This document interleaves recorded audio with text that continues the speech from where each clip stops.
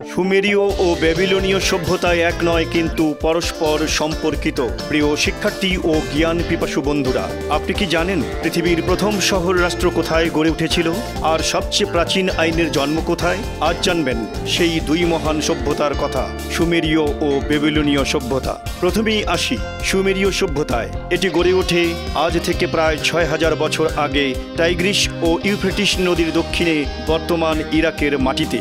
এটাই ছিল ইতিহাসের প্রথম নগর সভ্যতা। এরা গড়ে তোলে উরুক লাগাস নামের শহর রাষ্ট্র। তারা আবিষ্কার করে বিশ্বের প্রথম লিখন পদ্ধতি কিউনিফর্ম লিপি। তারা বানায় বিশাল জিগুরাট মন্দির আর শুরু করে গণিত ও জ্যোতির্বিজ্ঞানের চর্চা।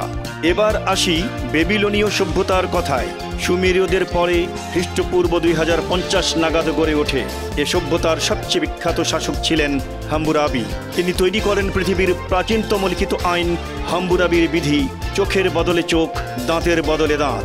এছাড়াও ব্যাবিলনের ঝুলন্ত উদ্যান ছিল বিশ্বের প্রাচীন সপ্তাশ্চর্যের অন্যতম। তাহলে প্রশ্ন আসেই, সুমেরীয় ও ব্যাবিলনীয় কি এক?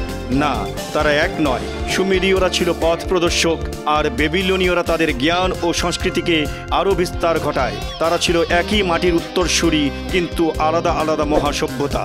উভয় সভ্যতা ইতিহাসে অমর হয়ে আছে তাদের অবদানের জন্য। সকলকে ধন্যবাদ।